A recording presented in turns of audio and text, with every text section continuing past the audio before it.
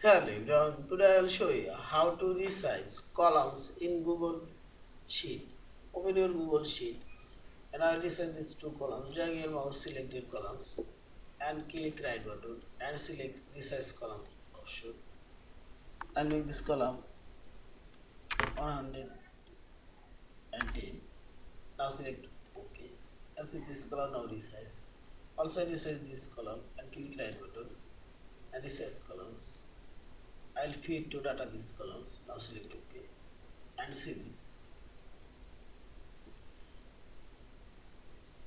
And I will resize these two columns. You can increase or decrease column size and put your mouse cursor here and drag it as is increase and decrease.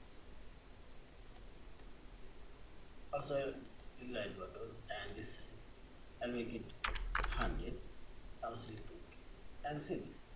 In this way you can resize all columns, multiple columns and single columns. Yeah. Thank you for watching. Please subscribe, like, share and comments.